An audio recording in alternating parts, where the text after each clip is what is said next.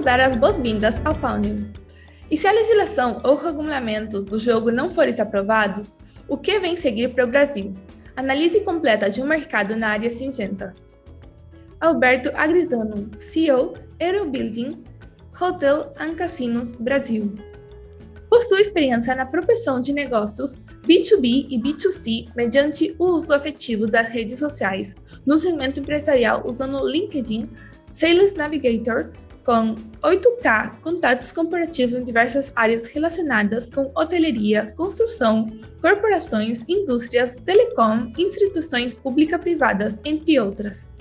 Ricardo de Paula Feijo, mestre em Direito do Estado, UFPR, e especialista em Direito Administrativo.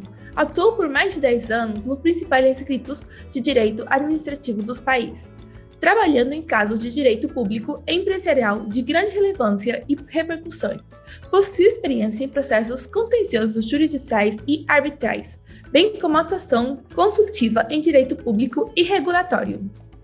Mário José, diretor da Mago.com, é jornalista especializado em loterias, jogos e apostas, editor do portal BNL Data, presidente do Instituto Brasileiro Jogo Legal, IGL, consultor da Frente Parlamentar do Marco Regulatório dos Jogos da Câmara dos Deputados e professor do curso de pós-graduação em Comunicação Empresarial da Universidade Cândido Mendes, UCAM, RJ. Sérgio Garcia, Law Tech and Regulation Sócio da Ablada Advogados. Sérgio Garcia Alves é o sócio de Ablada Advogados e atua há 15 anos em temas de regulação e tecnologia. Mestre em Direito e Tecnologia pela Universidade da Califórnia, Berkeley, e mestre em Regulação pela Universidade de Brasília. Presidente da Comissão de Direito dos Jogos da OAB-DF. Boa tarde a todos. É uma satisfação estar aqui nesse painel. O objetivo é tratar se a legislação ou a regulamentação não acontecer das apostas esportivas e dos jogos em geral, como que vai ficar o futuro do mercado brasileiro de jogos, né? Então, a gente conta hoje com a participação de grandes especialistas aqui na área e a gente vai poder tratar um pouquinho desse tema e ter uma conversa bastante bacana. Um pouquinho de introdução aqui do tema. Creio que tem dois temas principais a gente discutir hoje e debater, que é a questão da regulamentação das apostas esportivas. Então, desde 2018, a gente sabe que tem essa ansiedade do mercado da regulamentação da Lei 13.756, que ainda não veio, já foi prorrogado uma vez, era para vir em 2 anos, foi prorrogado, e a gente sabe que hoje está com o BNDES para regulamentar, e a ansiedade de todos é muito grande, que enquanto isso o mercado cinzento, como se diz, está a pleno vapor, mas tem muito ainda para acontecer e para se desenvolver no país. E a segunda questão é a Lotex, a Loteria Instantânea Nacional, que foi uma atividade difícil de ser implementada por meio da concessão, teve uma estruturação também pelo BNDES, né, muito longa, começou lá atrás, na verdade, pelo Banco do Brasil, passou para a Caixa Econômica, foi para o BNDES, teve a concessão, e com apenas, depois de vários leilões, finalmente teve a concessão, e ano passado essa concessão deixou de existir. Agora, saber qual que é o futuro das loterias instantâneas a nível federal. Mas tudo isso ganhou um tempero especial, e acho que isso que talvez vá permear toda essa discussão de hoje, que é as loterias estaduais, né?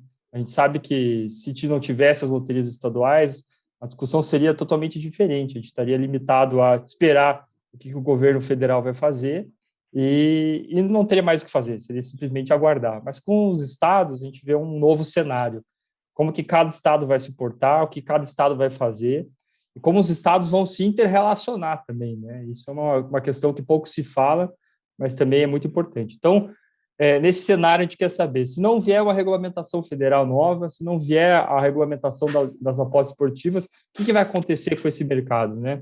Então, vou começar perguntando para o Maguinho, que é referência no setor, todo mundo, a gente estava conversando antes aqui, está sempre acompanhando suas publicações.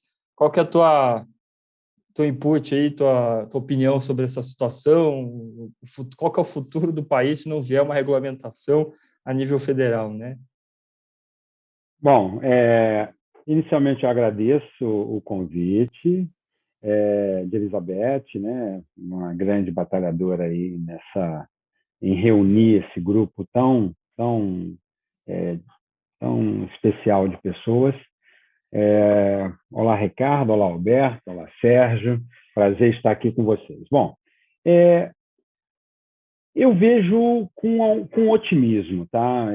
Porque como eu estou nesse mercado há muito tempo, a cada avanço, cada passo que a gente dá, eu interpreto como um avanço. Os avanços são cautelosos, mas eles estão existindo.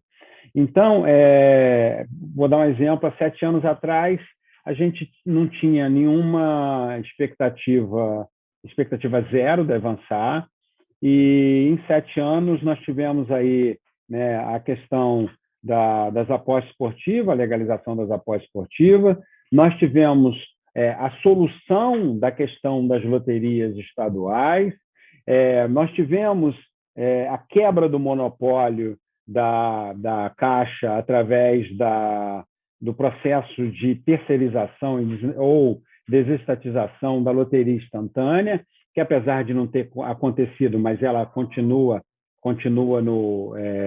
desestatizada, né, em processo de desestatização. E acredito que somente essas 3 novos cenários, né, eles modificaram, né, modificou completamente o mercado. Tanto é que hoje a gente tem os operadores de apostas esportivas que acabam também ofertando jogo online, todos eles offshore, mas o Brasil já tem uma operação em zona cinzenta, ok, mas ele já não é, essa modalidade já não é mais proibida.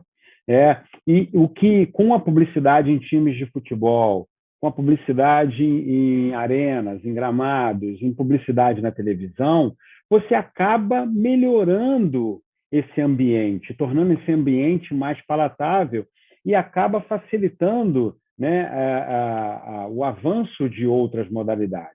Agora, você me perguntou como vai ficar se não acontecer. Na minha opinião, vai acontecer.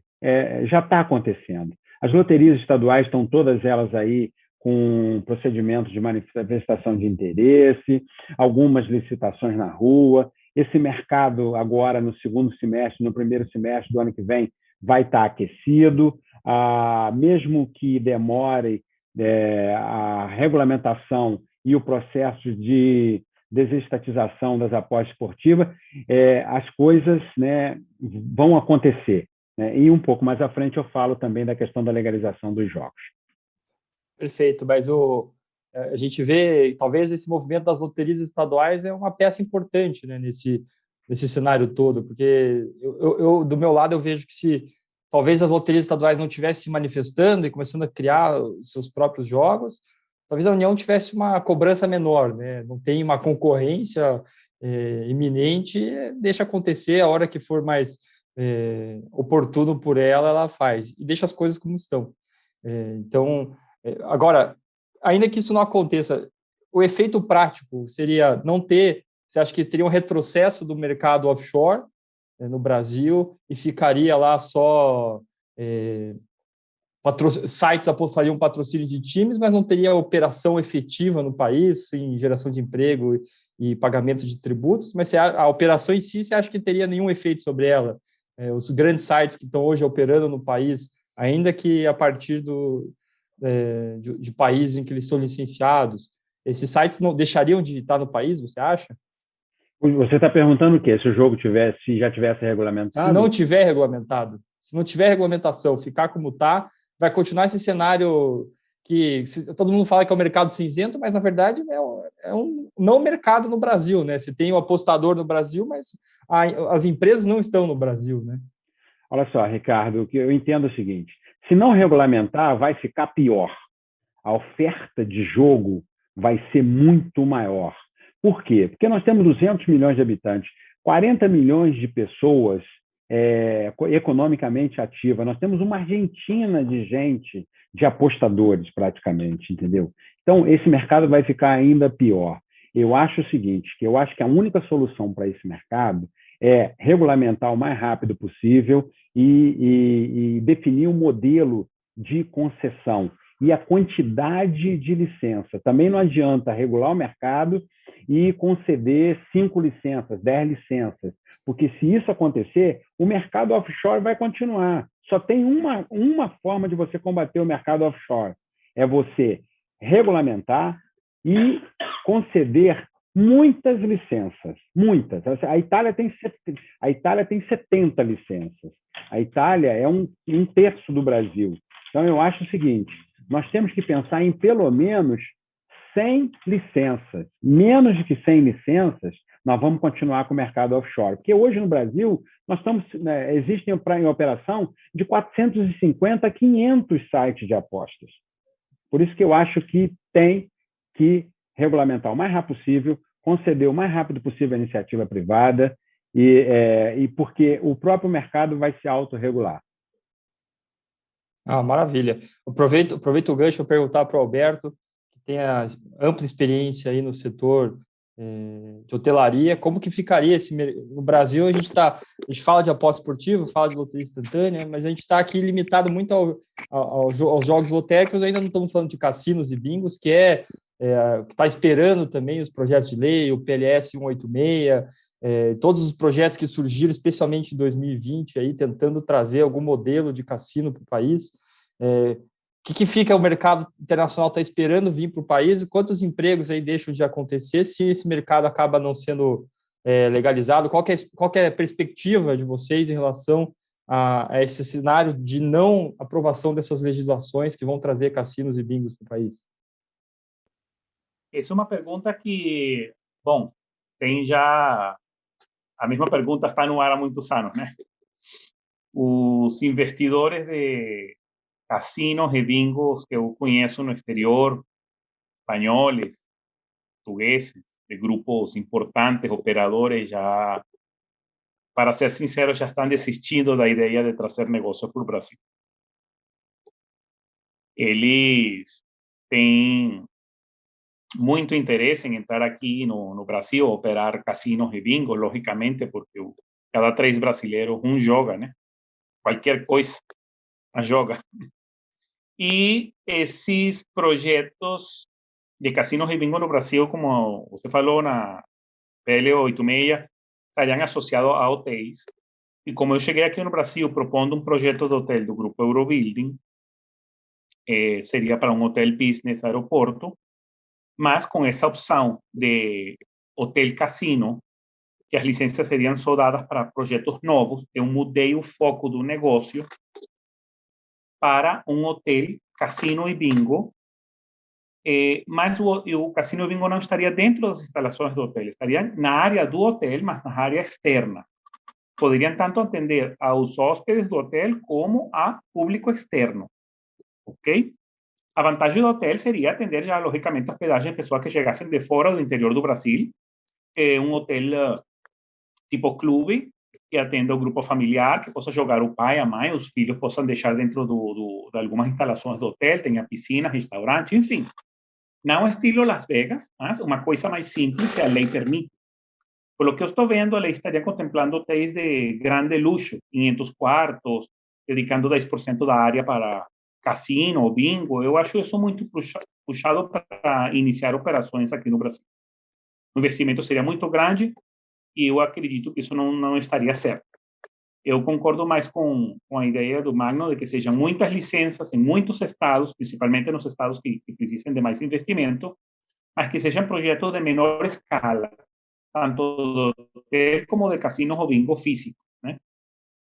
Eu também tenho outra ideia associada aos hotéis, que seria de um sistema de televisão interativo de jogos dentro dos hotéis próprios, ou seja, não externo, só para os hóspedes. Esse sistema você poderia jogar dentro dos quartos ou em salões virtuais dentro dos hotéis que tem aquelas salas com as telas para jogar virtualmente, mas só dedicada para os hóspedes. Esse é um sistema de multimídia interactive television gaming que eu estive desenvolvendo já há 15 anos atrás no Hotel Eurobuilding em Caracas. Mas, enfim, você sabe a situação na Venezuela, os cassinos foram expropriados, o grupo Eurobuilding estava associando-se com o grupo Coliseu operador de casinos muito importante no Caribe. Eles querem entrar aqui com a minha bandeira Eurobuilding, enfim. Então, eu acredito que se a lei não for aprovada, vamos perder muita coisa. O Brasil vai perder investimento, o Brasil vai perder turismo, 300.000 empregos diretos ou indiretos. E falando da arrecadação da receita, também me documentei melhor com as postagens e as informações do Magno, e estaria na faixa de 15 bi ao ano, mais ou menos. Tem pessoas exagerando, que seriam 80, 90 bi, não é isso. O que está legalizado hoje em dia produz mais ou menos 14 bi, e o que não está legalizado seria mais ou menos a mesma quantia, certo? Então, estaríamos todos prejudicados por todos lados. O Brasil precisa urgentemente de aprovar essa lei, favorecendo principalmente os operadores e as empresas brasileiras como prioridade para investimento. Bom? E eu estou convidando já há um tempo a investidores para entrarem com a marca, começar a operar aqui, começar a fazer o plano de negócios, mas eles já estão ficando, sinceramente, um pouco impacientes, igual que todos nós. Mas tomara a coisa agora comece a andar com outro ritmo, um pouco mais acelerado e sem tanta burocracia. Graças. Essa torcida é de todos nós, né? Mas eu tenho mais uma pergunta, Alberto, para complementar. Muita gente fala desses efeitos financeiros diretos e facilmente constatáveis. Essa estimativa de 14 bi é uma que é sempre falada e tudo mais. Mas tem uns efeitos indiretos que às vezes é desconsiderado, que são tão maiores, né? Em relação ao turismo, por exemplo, a gente sabe que o Brasil peca muito pela baixa produtividade, baixa eficiência do turismo, vamos dizer. Temos diversos atrativos turísticos e muitos especialistas na área falam que você legalizar cassinos, trazer bingos junto com hotéis, a ideia, não necessariamente grandes resorts, né, como está em alguns projetos de lei, mas isso aumentaria o turismo e capacitaria também as pessoas com experiências maiores e mais eficientes, e tornaria também a receita indireta relativa ao turismo. Isso aí você também consegue visualizar que a não regulamentação, não aprovação das leis teria esse efeito também de deixar de crescer um grande segmento nacional que ele é pouco explorado no país. Sim, aliás, todos sabemos que o turismo, a taxa de visitas turísticas no Brasil está estancada, estacionada já há 5 anos, desde 2016. O Brasil parou em 6 milhões de turistas por ano. Isso é muito baixo para a infraestrutura e o tipo e a variedade de oferta turística que o Brasil tem. É muito baixo. Como tem aqui naquele artigo, o Louvre recebe mais visitantes que o Brasil em um ano. Então, não se justifica. Hotéis temos, infra temos, praias, selvas, montanhas, bosques, enfim, rios, tudo, infraestrutura de gourmet, mas as pessoas não estão achando interessante o Brasil porque não está oferecendo novidades. É isso que está acontecendo, e isso está deixando de produzir receita paralela à receita da arrecadação fiscal pelos jogos, que eu acredito, desconheço os números, mas acredito que seria muito mais e muito maior o número dessa receita. Deve estar 50, 60 bi, 90 bi, não sei. Porque estaria associada a todos os produtos de serviços de gastronomia, bebidas, parques, recreação, enfim, aeroportos, arrecadação de aeroportos, de portos, de combustível, tudo o que envolve uma geração de negócios e uma dinâmica associada a turismo. Países que só vivem de turismo, eles têm umas receitas altas só por isso e cuidam muito de que isso não baixe, porque tem muitas ilhas no Caribe que são mínimas, pequenas, não produzem nada, só vivem do turismo, e você vai para Aruba e está tudo impecável. E também os funcionários associados que trabalham na área de turismo estão educados para atender e sabe que o turista é a prioridade e depende a vida deles e seu crescimento econômico do turista. Então, tem que criar uma série também de cultura de respeito ao turista, entendeu? De dar boas propostas e ofertas para os turistas, bons preços, Aqui aconteceram muitas coisas erradas durante as Olimpíadas, de colocar cardápio em inglês e em português com valores distintos. Enfim, isso não está certo. Então, também nós temos que aprender muito. Eu tenho visto, tenho viajado, tenho sido turista e morado em vários países e posso fazer comparação. Até na Venezuela, que foi um lugar muito bom para fazer turismo, que tem umas praias fabulosas, fantásticas, montanhas e tudo, e teve cassinos na Ilha de Margarita fantástico, no Hotel Hilton. Eu ia jogar para lá, eu não ia para outro lugar. Mas já não aconteceu, já acabou isso, então o Brasil ainda tem mais oportunidade de explorar essas áreas. Fala, mãe. Vamos lá. Eu Acho que voltou. Sérgio, me permite fazer essa. Eu só quero fazer alguns ajustes aí, Alberto, até para trazer algumas informações recentes que eu tenho para agregar valor ao que foi dito aqui. Olha só. Claro. Primeiro, não, e se me quiser corrigir em algum dado, você é o mestre. não vou corrigir, eu só vou ajustar valores, porque eu os tenho mais apurado. Exemplo, as loterias da Caixa movimentaram no ano passado 17 bilhões. Bilhões.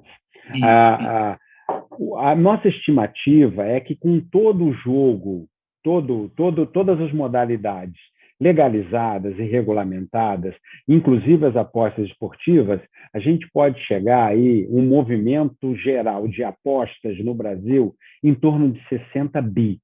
Por que 60 bi? Porque corresponde a 1% do PIB do Brasil. E essa normalmente é a métrica que o mundo inteiro usa, que é 1% do PIB, é o movimento geral de apostas de um país. E você tem alguns mercados mais apostadores. Exemplo, Itália vai um pouco acima de 1%. O Japão, se você colocar o patinco, você também já tem aí um percentual maior. Estados Unidos quase bate 1%. E considerando que o PIB do Brasil do ano passado foi em torno de 6 bilhões, 6 trilhões, nós estamos falando aí num movimento geral de apostas de 60 bilhões por ano, que pode gerar uma arrecadação de tributos na faixa de 17, 18 bi, se a gente considerar a tributação, a carga tributária que o Brasil tem hoje. E nós não estamos considerando a cadeia produtiva, que foi exatamente isso que você elencou. A cadeia produtiva também acaba tirando vantagens econômicas do processo de legalização. Agregando mais uma informação, desculpa, Sérgio, desculpa, Ricardo, eu tive em Brasília essa semana e nós conversamos com vários deputados e senadores para a gente retomar o processo de legalização e tentar reescrever o texto, porque como o texto foi aprovado na comissão especial em 2016, ele tem algumas impropriedades que hoje em dia não são cabíveis. Vou te dar 3 exemplos bem rápido. As loterias estaduais. O projeto contemplava a melhoria da operação das loterias estaduais. E como os estados, como o Supremo Tribunal Federal resolveu o problema das loterias, não se justifica as loterias estarem no texto. No texto também tinha as apostas esportivas. Como a aposta esportiva já foi legalizada e está em processo de regulamentação, elas também seriam sacadas do texto. E, por último, uma revisão da questão dos resorts integrados.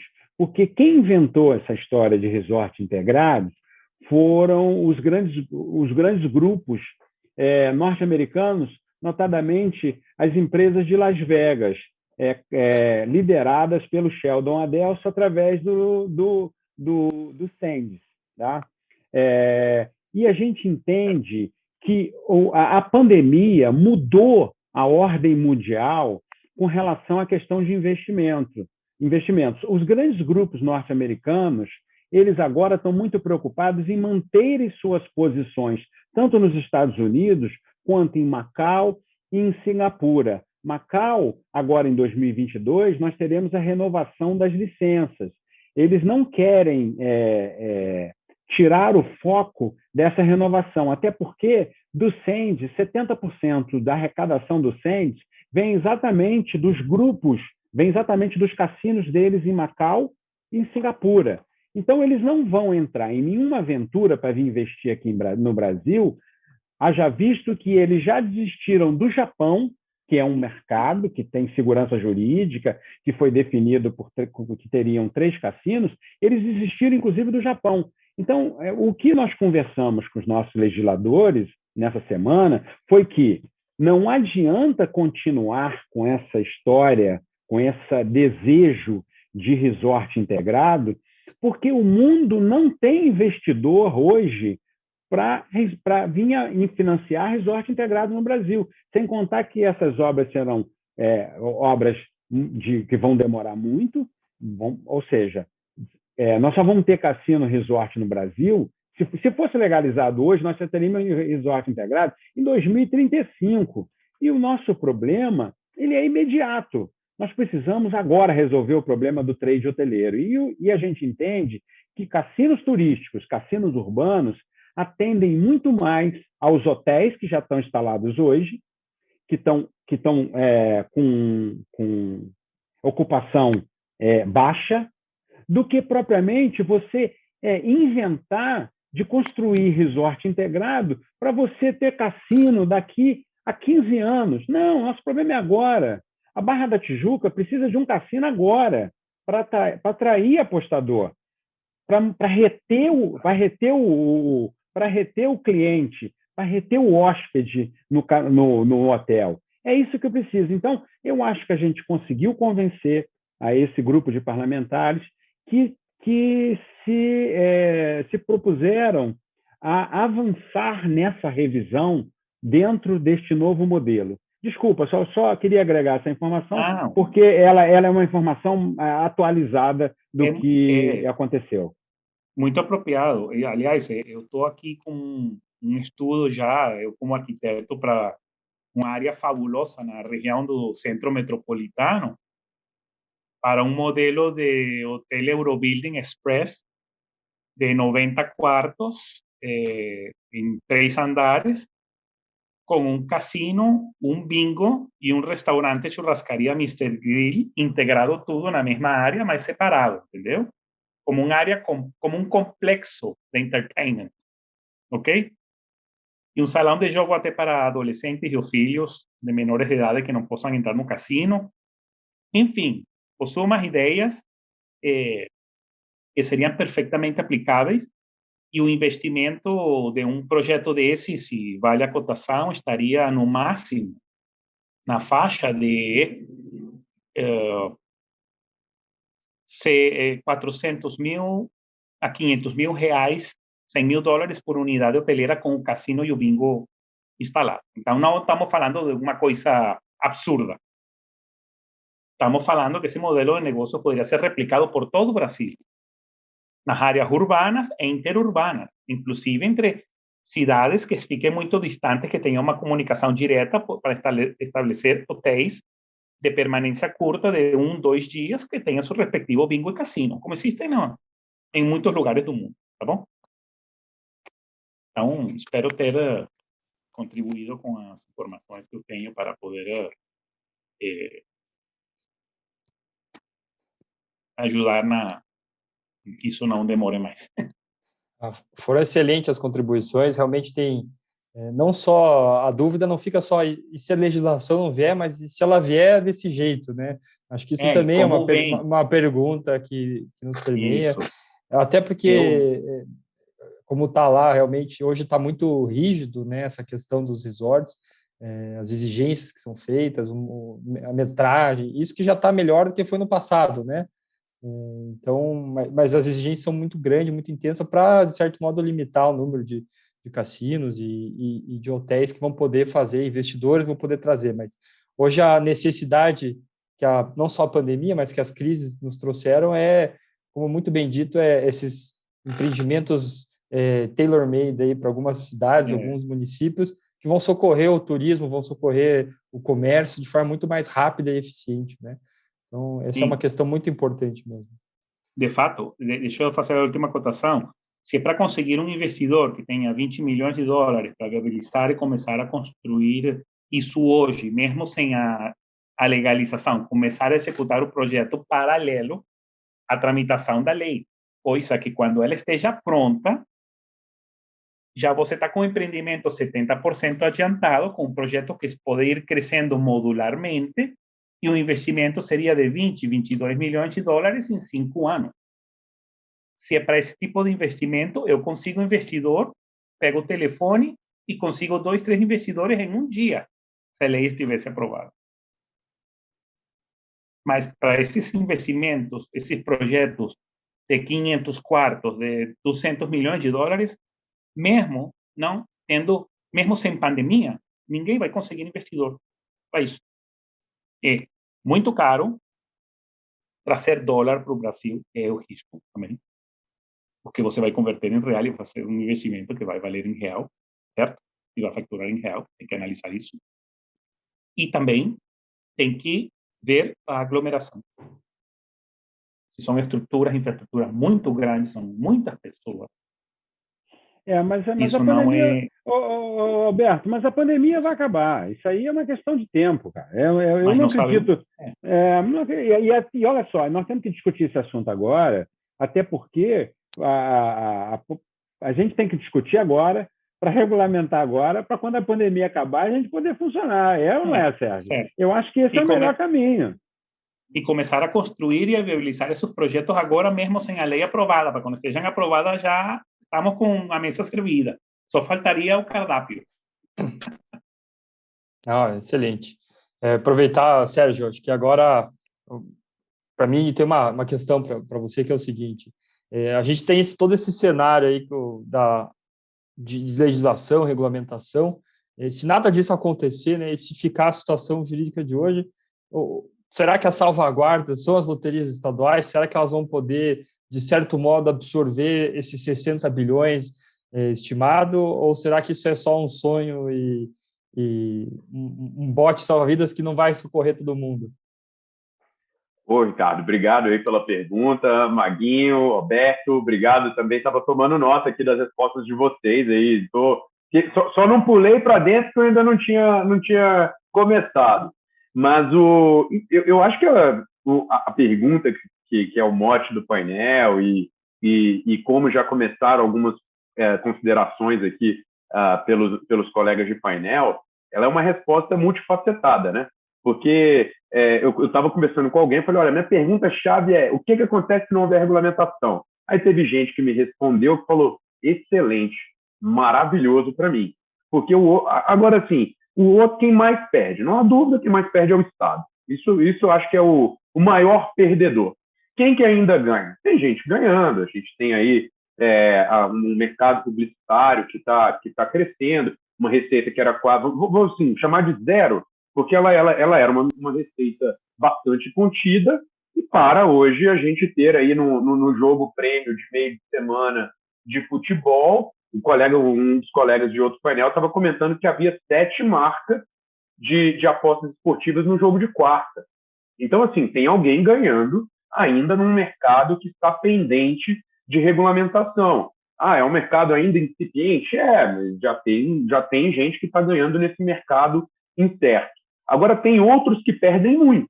Os mercados que são, principalmente esses, que tem um pedaço de infraestrutura, né? Aquele que não está ainda totalmente independente do que é tangível. Aquele que a gente acabou de ouvir do Alberto, que é um mercado de hotelaria, um mercado da presença física. Esse mercado não tem condições de operar de modo absolutamente legal um cassino para fazer toda essa propaganda e publicidade. Então, tem gente que ganha, tem gente que perde. O maior perdedor, sem dúvida alguma, é o Estado e o fisco. Em relação às loterias estaduais, eu tive com o Ricardo semana passada, a gente teve uma discussão super, super boa sobre loterias estaduais. Essa, eu não sei se ela é a esperança de todos, mas ela é, sem dúvida alguma, um ponto muito importante para, em meio a esse caos, a gerar uma provocação, acho, institucional, né, o federativa, né, o Ricardo, que está lá, beleza, então liberou no STF, então ok, então eu vou pegar um município forte, eu vou pegar um Guarulhos, e Guarulhos começa a se agitar e criar incômodo no ambiente da União. A gente tem os estados que já estão, como disse o Maguinho, despontando em seus vários estágios, e com grupos que já estão no Brasil com seus consórcios, com seus arranjos, absolutamente dispostos a enfrentarem o desafio da matriz institucional e normativa brasileira. É gente que não está, que entende que, apesar de não haver regulamentação granular, infralegal em relação, por exemplo, a apostas esportivas, mas lê a lei de 2018 como uma lei autorizativa e que legalizou o mercado. Então, seria para muitos é suficiente aquilo para que nós leiamos que não é cinza, é um mercado absolutamente legal. Isso pelo lado jurídico, a gente consegue discutir isso de várias formas. Se um dia a gente passar por um momento que pode acontecer, pessoal, pode ter um momento litigioso nessa história toda, e eventualmente vai sacudir um bocado de gente que fez apostas diferentes. Então, mas vamos lá, por exemplo, prognósticos numéricos, modalidade que já existe, está bem regulamentada, instantânea, apostas esportivas, está faltando um pedação de regra federal que, segundo a leitura das ADPFs do STF, ainda mantém o monopólio de regulamentação via União, né? Então, assim, é uma matriz realmente bastante desafiadora. Mas eu torço muito, acima de tudo, quando eu olho pelo lado jurídico, pelo lado de direito administrativo, pelo lado da regulação, que o Ricardo aí também é um super especialista. A minha maior torcida é para que os estados que estão despontando nesse processo, que se aceleraram nesse processo, consigam colocar na rua cases, situações que rodem e que serão as referências nacionais. Nominalmente, a gente está falando aqui de DF, Maranhão, os dois que estão mais avançados. Torcemos para que esses dois estados que escolheram modelos, vamos chamar o Distrito Federal não é um estado, mas enfim, esses dois entes da federação que escolheram modelos até esse momento, ainda em consulta, bastante distintos, consigam fazer um exercício intelectual, um teste de sobrevivência sobre os modelos que estão na rua. A gente tem lá, então, vamos dissecar esses dois principalmente, colocar em situação separada a LOTERJ, o Rio de Janeiro, né? Que a LOTERJ já roda aí as suas décadas todas, mas que está numa fase de atualização, né? Ela se atualiza porque o cenário brasileiro mudou e porque o normativo nacional deu a oportunidade de ela se atualizar. Então, vamos nos concentrar em dois estados que agora abrem ali, despontam nos seus processos.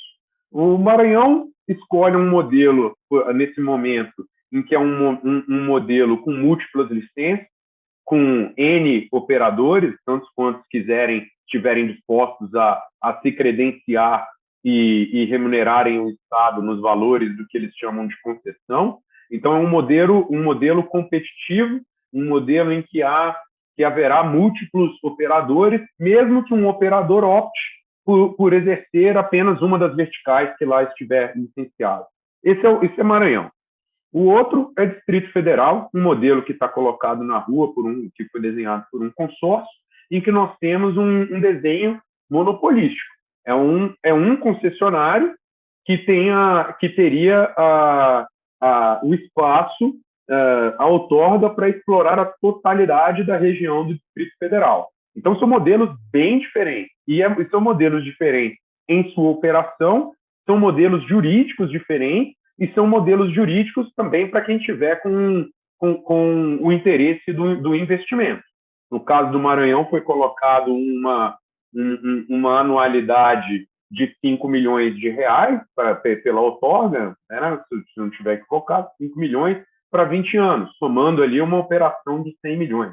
No Distrito Federal, a competição ocorre no primeiro ato da concorrência. Então, a gente tem um primeiro ato de 35 milhões como piso, e quem pagar a mais desses 35 milhões leva essa concessão única do Distrito Federal e depois, ao longo de 20 anos, é responsável por uma coleta mensal, que é uma matemática feita de net win, né? Arrecadação, menos payout e tudo mais. Então, são modelos muito distintos, modelos com valores muito distintos e que servem para todos os outros estados como um laboratório, sem dúvida alguma, mas essa oportunidade que alguns já veem, olha, eu vou para o primeiro que tiver, vamos falar de apostas esportivas, o primeiro que me entregar uma licença .br, eu já estou feliz da vida. Depende da disposição e da profundidade, se a pessoa tem bolso cheio ou menos apetite ao risco, mais apetite financeiro, e que vai para o mesmo que um estado que tenha números mais modestos de alcance do jogo, pelo menos a pessoa ou essa empresa, esse operador já chega com um pé absolutamente brasileiro, né? Então, acho que essa é um pedaço da leitura que a gente tem de como alguns estão se movimentando. Tenho realmente a percepção de que nenhum dos dois modelos que a gente encontrou até agora de loterias estaduais, de modo mais explícito, do Maranhão e do Distrito Federal, estão assim com os aspectos jurídicos absolutamente redondos. A gente tem um modelo no Maranhão que fala em concessão, mas é uma concessão por credenciamento. Eu já conversei sobre isso com o Ricardo. Quem passa no modelo do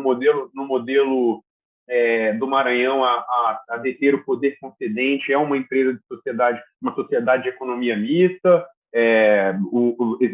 Pode haver algum tipo de discussão sobre isso. No do Distrito Federal, a gente tem ali um modelo de concessionário mais clássico, em que o Estado atua como poder concedente e ainda detém as opções ou os controles mais claros regulatórios, mas a gente também tem ali o Ricardo que me soprou isso outro dia. É um modelo de um operador único, um concessionário único, mas a lei de apostas esportivas cita que quem vem a operar no Brasil deve operar em ambiente competitivo concorrencial. Ricardo tem opiniões sobre isso também, eu anotei tudo isso que a gente conversou. Então, assim, a gente tem um ambiente brasileiro com as loterias estaduais que é, sim, promissor. A gente já tem visto grupos bastante relevantes se estruturando. Eu torço também para que a gente consiga ver a nacionalização dessas oportunidades. Eu acho que é oportuno também. A gente sempre cita os nossos investidores estrangeiros, mas é oportuno também, será bem-vindo, deve ser bem-vindo o investidor nacional, o empreendedor nacional que está disposto também a participar desse mercado. Acho que a gente não deve, eu vejo muita gente falar sobre a nacionalização, tropicalização de operações, mas eu ainda entendo que existe toda uma camada nacional que tem a se beneficiar disso. São universidades que vão fornecer desenvolvedores de tecnologia, são sites que vão hospedar material no Brasil, são empresas de educação que vão treinar a turma que vai passar em cassino, e quem que é um atendente, quem que é um croupier e tudo que está por trás daquilo, capacitação de mão de obra. Eu acho que a gente tem que ter um pedaço de empreendedorismo nacional. Eu ainda torço muito para aparecer aí nesse cenário nosso futuro. Excelente, Sérgio. Eu acho que essa questão dos modelos de loterias estaduais ainda a gente vai ter muita discussão, né? Eu concordo contigo que essas discussões vão ocorrer na seara administrativa. Por exemplo, essa questão da exclusividade nas apostas esportivas vai ser questionado lá no DF, e isso muito provavelmente vai desembocar no judiciário. A gente vai ter que ver o que o judiciário vai dar de resposta, né? E no Maranhão eu tenho certeza também que vai ter contenda judicial, e a gente vai ter que, uma hora ou outra, isso vai acabar chegando no STJ para discutir. Então, o campo está em aberto mesmo. Mas eu tenho uma pergunta aqui que ela é uma pergunta difícil, e é o que fica, quando a gente fala de todo esse aspecto de não legislação da União e de abertura para os estados, talvez seja um ponto que é muito muito difícil dar uma resposta pronta, né? Aquela história o STF deixou muito claro que a competência legislativa para regular a matéria de loteria e de jogos é da União, mas que a competência material para explorar é dos estados. Isso vai ter um problema lá, que eu acho que também não foi dito ainda, que vai ter lá no PLS 186, por exemplo, que diz que quem vai operar os cassinos é a União. Isso aí cai por terra. Se vier uma legislação desse jeito, o STF vai provavelmente suspender, né? Porque se já está dizendo que não tem competência para loteria, não vai ter competência para cassino também. Mas a questão que eu quero fazer pergunta, Sérgio, é que limite é essa competência material dos estados, né?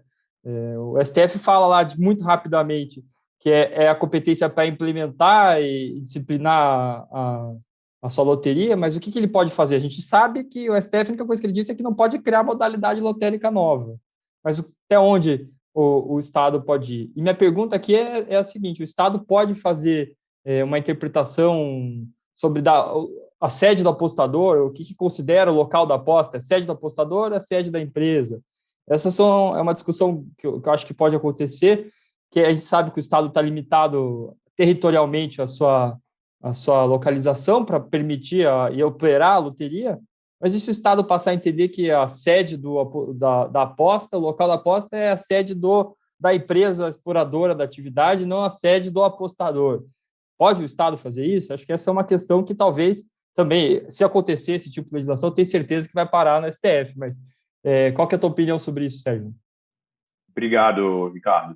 Eu adoraria ter uma resposta pronta. E a resposta que eu menos gosto de dar sobre isso foi o comentário que você fez aí. É a parte da judicialização. E, assim, vamos falar sobre isso, então, né?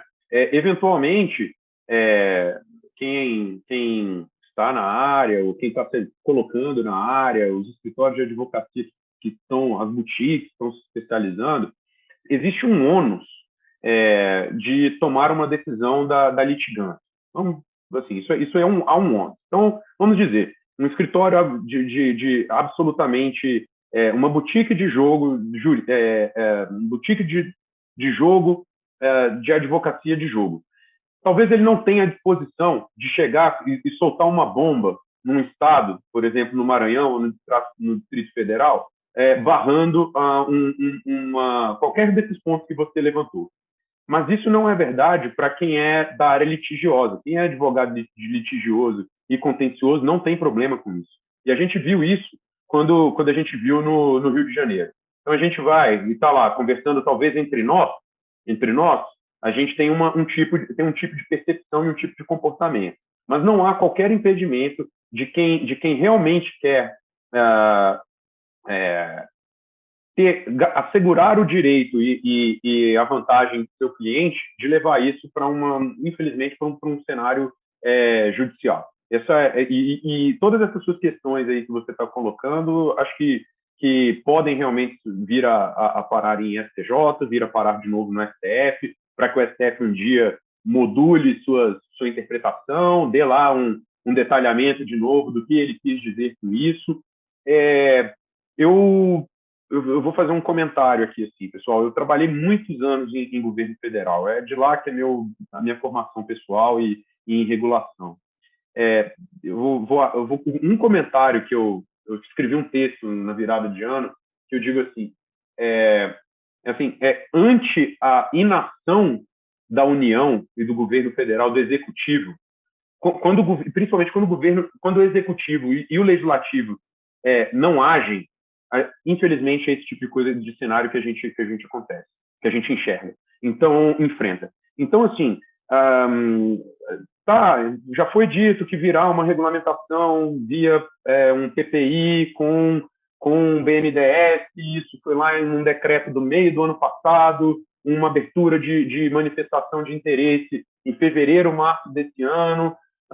O Maguinho aí sempre muito informado, soprou ali um número de pessoas, de grupos que se habilitaram ou que se buscaram se credenciar, mas a gente ainda não tem informação de quem foi limpo ali já, quantos que ficaram. A gente está esperando esse cenário sempre, aí é mês que vem, é fim de ano, não sei o quê. Então, assim, a União está pecando de um jeito enorme em não se firmar posição. a notícia de que haveríamos uma portaria, um regulamento, algum tipo de instrução do Ministério da Economia sobre essa matriz de loteria, também o Maguinho já soprou, já tem sei lá quanto tempo, né? Então, a gente também já escutou isso nas reuniões com os nossos colegas, que todos nós apoiamos, torcemos pelo sucesso dele, mas a inação do governo federal, do executivo federal em particular, é quem tem criado toda essa celeuma. Eu não tenho uma resposta clara sobre isso.